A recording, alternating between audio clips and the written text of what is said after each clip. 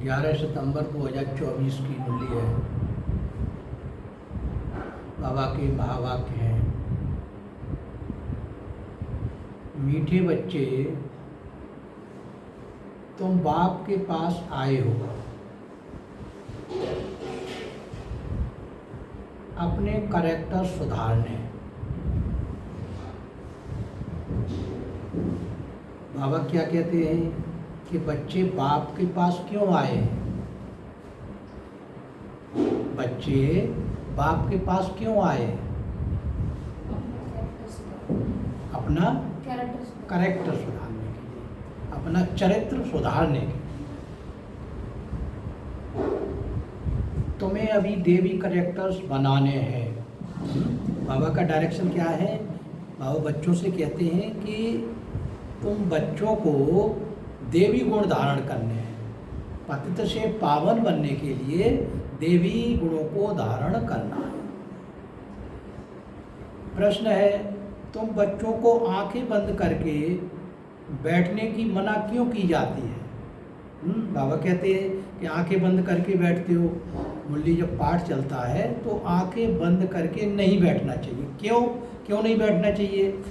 बाबा कहते हैं क्योंकि नज़र से निहाल करने वाला बाप तुम्हारे सम्मुख है। अब निहाल क्या होता है? निहाल करना, दृष्टि देना। और निहाल शब्द होता है खुश करना। क्या करना? खुश करना। जैसे कि बाप जो है, माँ जो है अपने बच्चे को देख करके निहाल हो जाती है ना, उसी प्रकार से बाप जो है अपने बच्चों को सामने देखते हैं तो वो खुश हो जाते हैं, निहाल हो जाते हैं। और जब आप आंखें बंद करके बैठोगे तो बाप की क्या देखोगे? कुछ चेहरा देख ही नहीं पाओगे ना। जो बाबा कह रहे हैं कि बस सुन सकते हो, लेकिन बाबा जो सामने बैठे हुए हैं उनके मुख से क्या निकल रहा है, उनकी जो फेस रीडिंग है उसको तो आप देख ही नहीं पाएंगे। तो बाबा कहते हैं जब भी मुरली पाठ हो तो बच्चों को आंखें खोलकर बैठना चाहिए, क्योंकि नज़र से निहाल करने वाला बाप तुम्हारे सम्मुख है। आपको इतनी खुशी होनी चाहिए कि बाबा हमारे सामने हैं, बाबा हमें देखकर इतने खुश हो रहे हैं, उनकी जो दिव्य दृष्टि हम पर पड़ रही है तो वे बहुत खुश हो रहा है। अगर आंखें बंद होंगी तो निहाल कैसे होंगे? अगर आपने आंखें बंद कर ली तो क्या देखोगे कि बाबा खुश हो रहे हैं या क्रोधित हो रहे हैं? कोई देख ही नहीं पाओगे ना। इसलिए आपको जो है मुरली पाठ में हमेशा आंखें बंद करके बैठना है। स्कूल में आंखें बंद करके नहीं बैठते हैं। आंखें बंद होंगी तो सुस्ती आएगी, ध्यान कहीं भटक जाएगा। तुम बच्चे तो स्कूल में पढ़ाई पढ़ रहे हो, यह सोर्स ऑफ इनकम है। लाखों पद्मों की कमाई हो रही है, कमाई में सुस्ती उदासी नहीं आ सकती।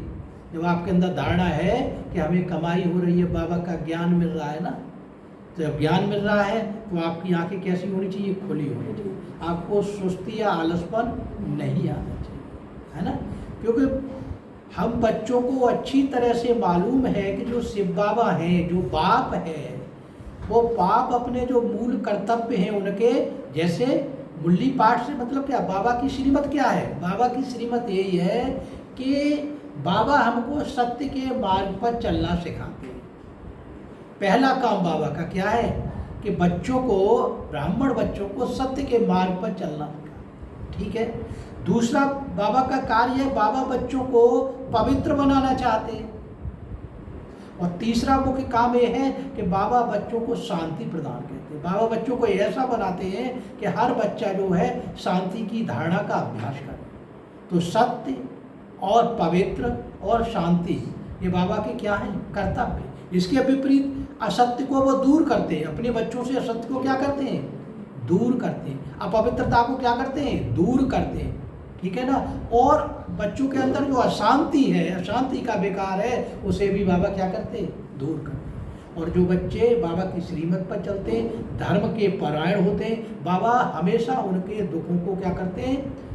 हरण करते हैं, उनके दुखों को दूर करते हैं, उन्हें सुख प्रदान करते हैं। क्योंकि बाबा को कहा जाता है दुख हरता और सुख करता। तो ये तीनों जिम्मेदारी बाबा लेते हैं ना। आगे क्या कह रहे हैं? ओम शांति। मीठे मीठे रूहानी बच्चों प्रति बाप समझाते हैं। यह तो बच्चे जानते हैं कि रूहानी बाप परम धाम से आकर हमको पढ़ा रहे हैं। बाबा कहाँ से आए? परम धाम से। जब हम बच्चों ने पुकारा कि हे पतित पावन आओ, हमारा उद्धार करो, हमें अच्छा बनाओ, तो बाप जो है हमारे बुलावे पर हमको पतित से पावन बनाने के लिए क्या पढ़ा रहे हैं? बाप के साथ आत्मा का योग लगाना सिखलाते हैं। पढ़ाई क्या है?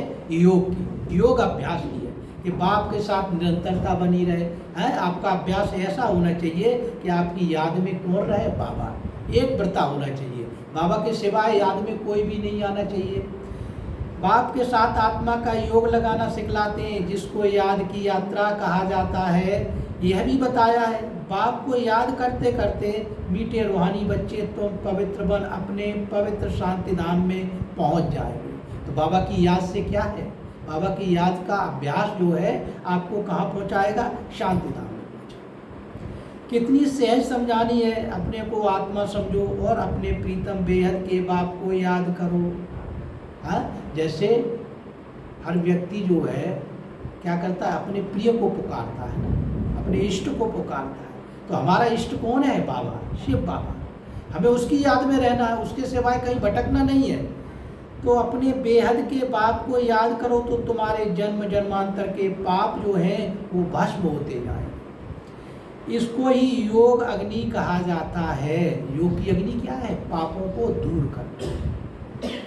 यह भारत का प्राचीन राजयोग है जो बाप ही हर 5000 वर्ष के बाद आकर सिखलाते हैं। बेहद का बाप ही भारत में इस साधारण तन में आकर तुम बच्चों को समझाते हैं। इस याद से ही तुम्हारे जन्म जन्मांतर के पाप कट जाएंगे। हैं जो विकार हैं, जो माया के विकार हैं, वो कैसे कटेंगे? योग से, योग अभ्यास से, याद से। क्योंकि बाप पतित पावन है। बाबा क्या है? पतितों का उद्धार करने, पतितों को अच्छा बनाने वाला है। पतितों के अंदर सत्य, पवित्रता और शांति को धारण कराने वाला है। और सर्वशक्तिमान है। तुम्हारी आत्मा की बैटरी अभी तमो प्रधान बन गई है। क्योंकि पहले आप क्या थे? सतो प्रधान थे। आप क्या थे? पहले सतो प्रधान थे। और समय के अंतर से आप क्या हो गए? तमो प्रधान। तो आपकी आत्मा भी कैसी हुई? तम से भरी हुई है, अशांति से भरी हुई है, अपवित्रता से भरी हुई है। जो सतो प्रधान थी, अब उनको फिर से सतो प्रधान कैसे बनाए? जो तुम सतो प्रधान दुनिया में जा सको, वह शांति धाम घर में जा सको। बच्चों को यह बहुत अच्छी रीति याद रखना है। बाप बच्चों को यह डोज देते हैं। ये क्या है? डोज है। जो डॉक्टर दवा देता है, दवा रोग को दूर करने के लिए दवा होती है, डोज देते हैं। तो बाबा का ये क्या है? ज्ञान की डोज है। क्या है? ज्ञान की डोज है। यह याद की यात्रा उठते बैठते चलते फिरते तुम कर सकते हो। जितना हो सके ग्रस्त व्यवहार में रहते हुए कमल फूल समान पवित्र रहना। बाप को भी याद करना है और साथ साथ देवी गुण भी धारण करने हैं। क्योंकि दुनिया वालों के तो आसुरी कैरेक्टर्स हैं। तुम बच्चे यहाँ आए हो देवी कैरेक्टर्स बनाने। ये लक्ष्मी नारायण के कैरेक्टर बड़े मीठे थे। भक्ति मार्ग में उन्हों की महिमा गाई हुई है। भक्ति मार्ग कब से शुरू होता है यह भी किसको पता नहीं। अभी तुमने समझा है। और रावण राज्य कब से शुरू हुआ यह भी अब समझा है। तुम बच्चों को यह सारी नॉलेज बुद्धि में रखनी है। जबकि जानते हो हम ज्ञान सागर रूहानी बाप के बच्चे हैं। अब रूहानी बाप हमको पढ़ाते हैं। यह भी जानते हो यह कोई ऑर्डिनरी बाप नहीं है, साधारण बाप नहीं है। यह है रूहानी बाप जो हमको पढ़ाने आया है। क्योंकि परमात्मा तो एक ही है, आत्माएं तो बहुत सारी हैं, लेकिन इन सभी आत्माओं को पढ़ाने वाला एक बाबा है, एक परमात्मा। यह भी जानती हूँ यह कोई ऑर्डिनरी बाप नहीं है। यह रूहानी बाप जो हमको पढ़ाने आया है। उनका निवास स्थान सदैव ब्रह्म लोक में है। लौकिक बाप तो सबके यहाँ है। यह बच्चों को अच्छी रीति निश्चय रखना है। हम आत्माओं को पढ़ाने वाला परमपिता परमात्मा है जो बेहद का बाप है। भक्ति मार्ग में लौकिक बाप होते हुए भी परमपिता परमात्मा को बुलाते हैं कि नहीं। जब भी कोई दुख पड़ता है तो हम जो है भगवान को पुकारते कि नहीं अगर यही बाप सब कुछ है तो भगवान को क्यों पुकारते, दुख में क्यों पुकारा जाए। इसका मतलब क्या है कि सब शक्तिमान तो कोई अन्य चीज है ना। जो बेहद का बाप है, भक्ति मार्ग में लौकिक बाप होते हुए भी परमपिता परमात्मा को बुलाते हैं, उनका एक ही नाम यथार्थ शिव है। क्या नाम है? यथार्थ शिव नाम है। आप खुद समझाते हैं मीठे मीठे बच्चों, मेरा नाम एक ही शिव है। भले ही अनेक नाम अनेक मंदिर बनाए हैं, परंतु वह सब है भक्ति मार्ग की सामग्री। यथार्थ नाम मेरा एक ही शिव है। तुम बच्चों को आत्मा ही कहते हैं, शालिग्राम कहें तो भी हर्जा नहीं। आत्माओं को क्या कहते हैं? शालिग्राम कहते हैं। अनेकानेक शालिग्राम है, शिव एक ही है, वह है बेहद का बाप, बाकी सब है बच्चे।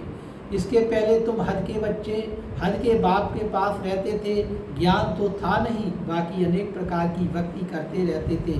आधा कल्प भक्ति की, द्वापर से लेकर भक्ति शुरू होती। हाँ, कह देते हैं कि भगवान क्या है? सर्वव्यापी है। रामकृष्ण कोई भगवान कहा नहीं गया कि वो सर्वव्यापी। अरे सर्वव्यापी उनका युग तो कहाँ था? सतयुग और कौन सा था? त्रेता, वहाँ तक रहा।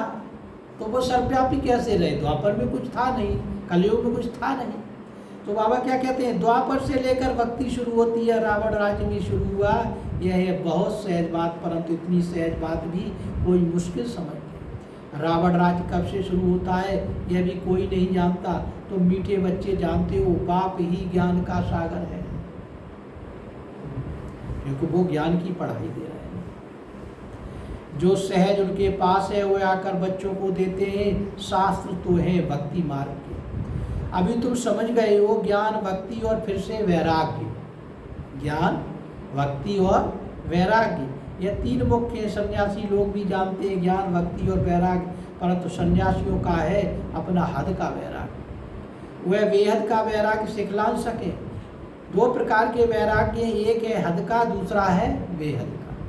हाँ, जैसे ज्ञान और भक्ति के मार्ग हैं, इसी प्रकार से वैराग्य क्या है? एक तो हद का है और दूसरा क्या है?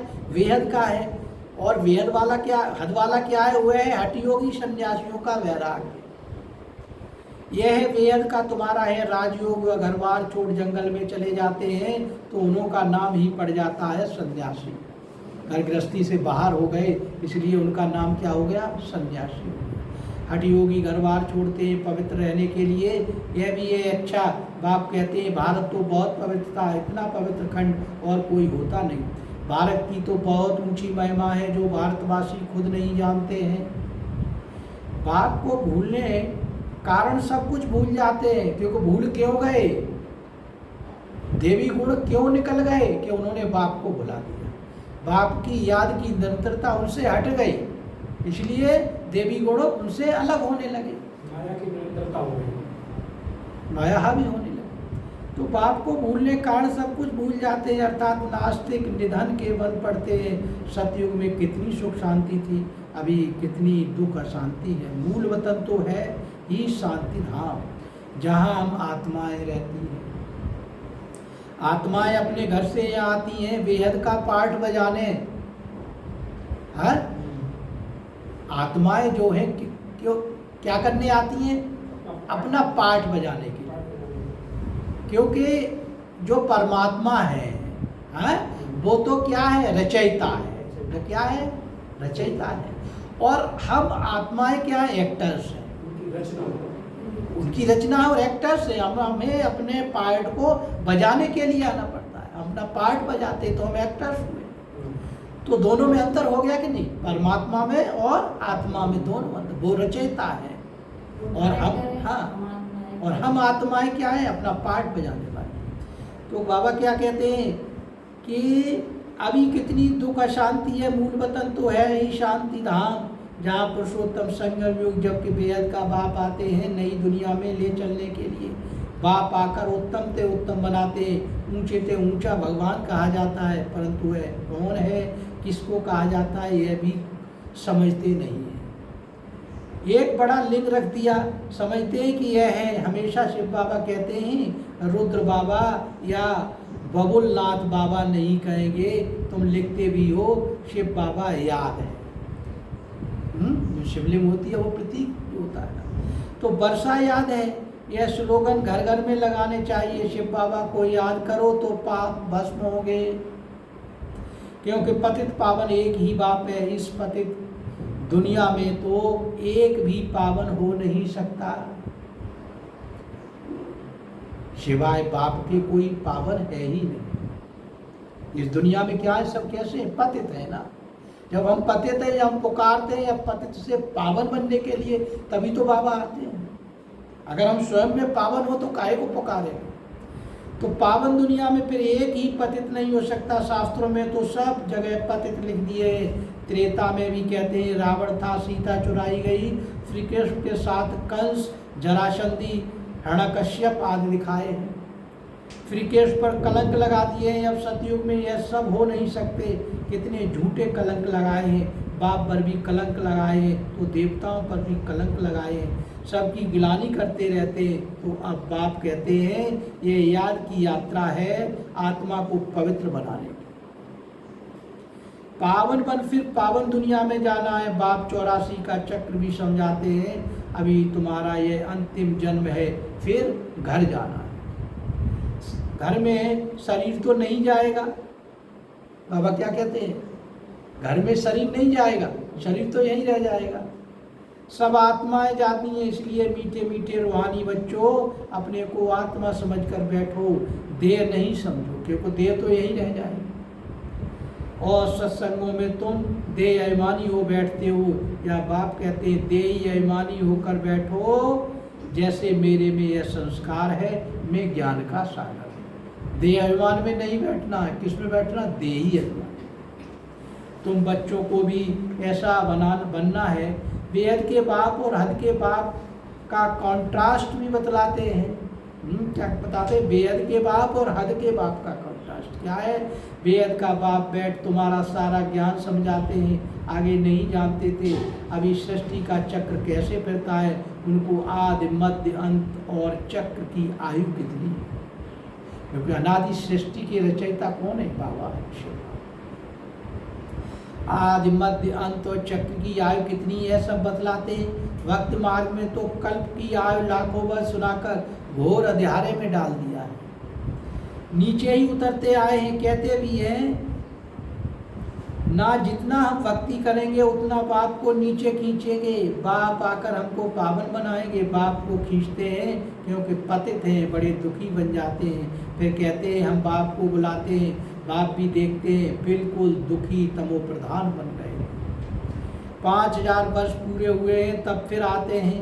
यह पढ़ाई कोई इस पुरानी दुनिया के लिए नहीं है, तुम्हारी आत्मा धारण कर साथ ले जाएगी। ये पढ़ाई किसके लिए है, इस कलयुग के लिए नहीं है। जैसे मैं ज्ञान का सागर हूँ, तुम भी ज्ञान की नदियाँ हो। यह नॉलेज कोई इस दुनिया के लिए नहीं है। यह तो छीछी दुनिया है, छीछी शरीर है, इनको तो छोड़ना है। शरीर तो यहाँ पवित्र हो नहीं सकता। आत्मा को, मैं आत्माओं का बाप हूँ, आत्माओं को ही पवित्र बनाने आया हूँ।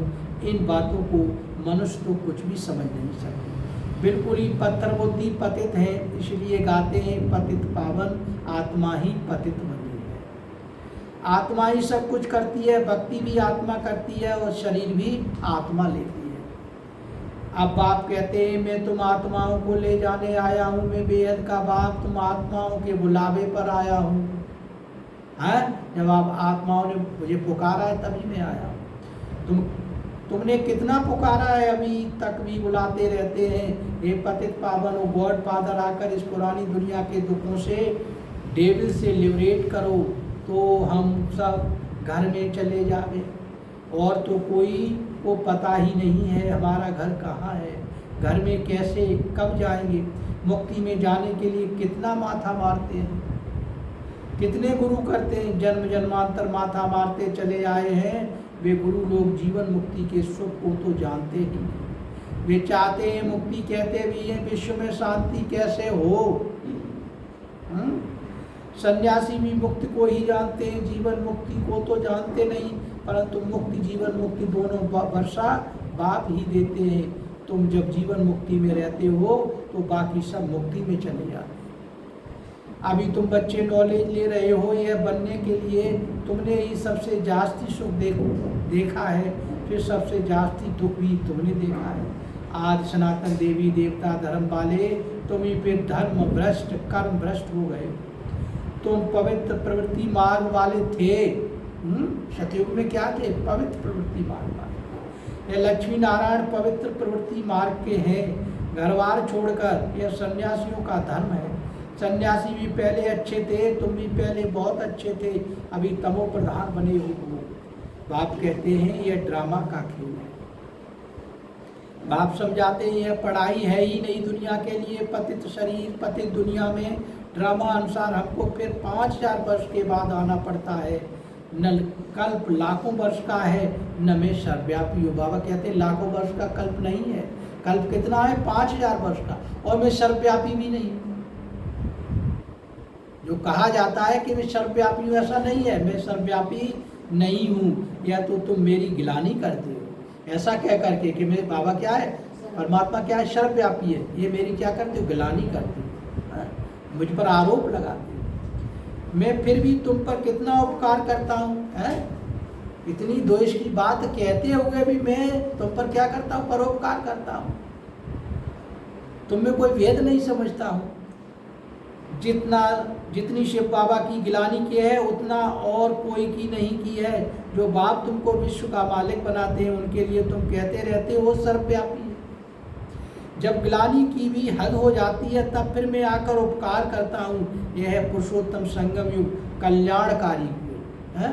संगम पुरुषोत्तम युग को क्या कहते हैं? कल्याणकारी, सबके हित का युग। क्योंकि बाबा पतितों का उद्धार करने आए ना, इसीलिए हितकारी युग भी कहेंगे। जबकि तुमको पवित्र बनाने आता हूँ, कितनी सहज युक्ति पावन बनाने की बतलाते हैं। तुमने भक्ति मार्ग में बहुत धक्के खाए, तालाब में भी स्नान करने जाते हो, जाते कि नहीं जाते? समझते हैं इससे पावन बन जाएंगे। हाँ, आप कहाँ हुए पानी और कहाँ पतित पावन बाप, कितना अंतर है। अगर पानी से जो है पावन बन जाओ तो फिर बाबा को क्यों पुकारते? वह समय भक्ति मार्ग, यह है ज्ञान मार्ग। मनुष्य कितने घोर अंधियारे में कुंभकर्ण की नींद में सोए हुए हैं। या तो तुम जानते हो गाया भी जाता है विनाश काले विपरीत बुद्धि। वही लक्षण आने लगते हैं जब किसी का नाश होता है ना, तो बुद्धि भी उसी के अनुसार चलने लगती है।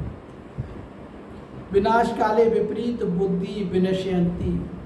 अभी तुम्हारी नंबरवार पुरुषार्थ अनुसार प्रीति बुद्धि है, पूरी नहीं है, क्योंकि माया घड़ी घड़ी बुला देती है। माया हावी हो जाती है, क्योंकि बाबा की याद की निरंतरता आप अलग कर देते हो। बाबा की याद से अलग हो जाते हो तो माया आप पर वार कर देती है। यह है 5 विकारों की लड़ाई। 5 विकारों को रावण कहा जाता है। रावण पर गधे का शीश दिखाते हैं। बाबा ने भी यह भी समझाया है कि स्कूल में कब आंखें बंद करके नहीं बैठना होता है। वह तो भक्ति मार्ग में भगवान को याद करने की शिक्षा देते हैं कि आंखें बंद करके बैठो, ध्यान लगाओ। यहाँ तो बाप कहते हैं यह स्कूल है, सुना भी है, नज़र से निहाल कहते हैं यह जादूगर है। अरे वह तो गायन भी है, देवताएं भी नज़र से निहाल होते हैं। नज़र से मनुष्य को देवता बनाने वाला जादूगर हुआ ना, यानी नज़र से निहाल करते। जब आंखें बंद करके बैठ जाओगे तो हमें किसी का चेहरा ही नहीं मालूम पड़ेगा। क्या मालूम पड़ेगा कि वो हमको किस दृष्टि से देख रहे हैं। चेहरा बता देता है? नहीं बता है। आप किसी के सामने जब आप जाएंगे ना तो उसका चेहरा बता देगा कि वो आपको किस भाव से देख रहा है। अगर खुशी के भाव से देखेगा तो उसके चेहरे पर मुस्कान होगी कि नहीं? वो चाहेगा, हम आपसे मिलना चाहेगा, आपसे बात करना चाहेगा, उसका चेहरा बता देता है। और चेहरे से ये भी हो जाता है कि वो आदमी आपसे बात करना चाहता है या नहीं चाहता है। कोई गुमसुम बैठा हुआ है, आपसे नजर ही नहीं मिलाएगा, तो इसका मतलब क्या है? बात नहीं करना चाहता। बात नहीं करना चाहता है ना, है? तो बाबा जी कहते नहीं है कि जब आंखें खुली होंगी तो क्या होगा, बाबा की दृष्टि पड़ेगी तो बाबा भी निहाल हो जाएगा और बच्चे भी खुश हो जाएंगे। तो आंखें खोल के देखना है ना कि बाबा की दृष्टि हम पर किस भाव से।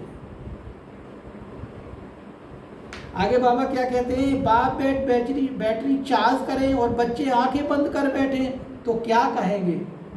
स्कूल में आंखें बंद कर नहीं बैठते, नहीं तो सुस्ती आती है।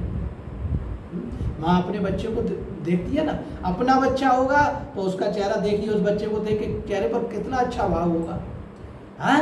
और दूसरे का बच्चे का भले ही वो भाव अच्छा हो, लेकिन वो भाव थोड़ा सा अलग होगा, थोड़ा सा बनावटी होगा।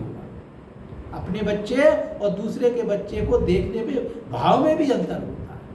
इसलिए बाबा क्या कहते हैं कि जब भी मुरली चलती है, जब भी पाठ होता है तो आंखें खोल करके बैठना चाहिए। स्कूल में आंखें बंद कर नहीं बैठते, नहीं तो सुस्ती आती है। पढ़ाई तो है सोर्स ऑफ इनकम, लाखों पद्मों की कमाई में कभी उबासी नहीं लेंगे। यहाँ आत्माओं को सुधारना है? हम यह एम ऑब्जेक्ट खड़ी है, उन्हें कोई राजधानी देखनी हो तो जाओ देलवाड़ा में, वह है जड़, यह है चैतन्य देलवाड़ा मंदिर। देवताएं भी हैं, स्वर्ग भी है, सर्व की सदगति दाता आबू में भी आते हैं, इसलिए बड़े से बड़ा तीर्थ आबू ठहरा।